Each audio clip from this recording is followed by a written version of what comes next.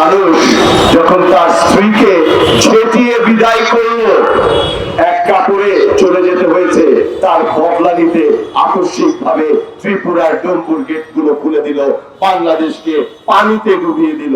গতকাল ফারাক্কার 109টি গেট খুলে দিয়েছে। আমরা বরাবর বলে এসেছি, 12 দলীয় জোট নির্বাচনের পর থেকে সর্বপ্রথম ভারত বর্জন, ভারতীয় পণ্য বর্জন, ভারতীয় পণ্য বিক্রয় বন্ধ করার জন্য বাংলাদেশের এক প্রান্ত থেকে আরেক প্রান্ত পর্যন্ত চষে বেরিয়েছি। আমরা বলেছি ভারত কখনো আমাদের বন্ধু হতে পারে না। শেখ হাসিনা স্বৈরাচার ছিল, ভারতের দোসর, একটি তাবেদার সরকার দিয়ে তারা বাংলাদেশকে শোষণ করছিল। এই মোদী হিন্দুত্ববাদী সরকার শেখ হাসিনার পতনের পর তাদের ক্ষোভ, দুঃখ, রাগের বই প্রকাশ আজকে বাংলাদেশকে পানিতে ডুবিয়ে মারছে। কিন্তু আপনারা দেখেছেন এই জাগ্রত বাংলাদেশ, নতুন বাংলাদেশ কিভাবে এই বানবাসীর পাশে দাঁড়িয়েছে। একদিনে 2 কোটি টাকা টিএসসিতে টাকা উঠেছে এবং প্রাণ রাখার জায়গা নেই। বাংলাদেশের মানুষ সকলেই বন্যার্তদের পাশে এসে দাঁড়িয়েছে। আমি সকলকে বলবো, এই মুহূর্তে বন্যার পরে পুনর্বাসনটা ভুলে যাবেন না, সেই ব্যাপারেও আমাদেরকে সজাগ থাকতে হবে। একটি কঠিন কাজ, পানিবাহিত রোগ থেকে শুরু করে মানুষকে পুনর্বাসন করার জন্য বাংলাদেশের সকল দেশপ্রেমিক জনগণকে আমি এই বানবাসী মানুষের পাশে থাকার আহ্বান করব। বন্ধুরা, আপনারা খেয়াল করেছেন, একটি গণ অভ্যুত্থান, একটি বিপ্লবের মাধ্যমে 15 বছরের একটি স্বৈর শাসনের পতন হয়েছে। দেশের সাথে বেইমানি, দেশ বিক্রি, এগুলো চলতেই থাকবে।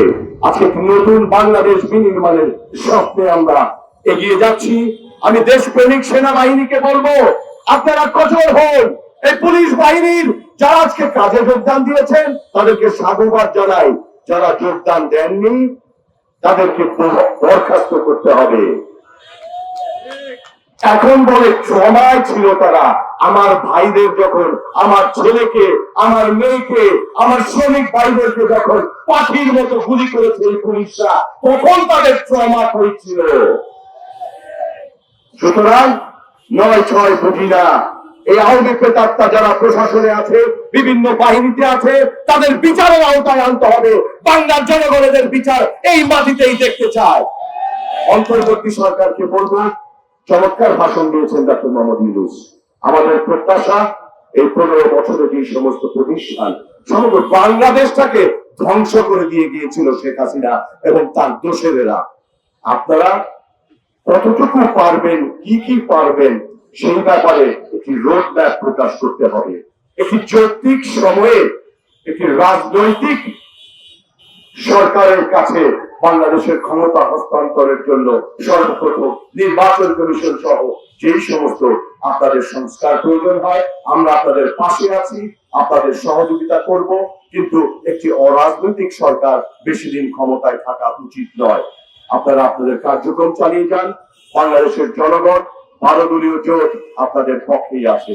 পরিশেষে আমি আবারও সকলকে উদাত্তভাবে আহ্বান করব, আসুন আমরা ভারতকে না বলি, ভারতীয় পণ্য বর্জন করি এবং যারা ভারতীয় পণ্য বিক্রয় করেন তাদেরকে বলি ভারতীয় পণ্য বিক্রয় বন্ধ করুন।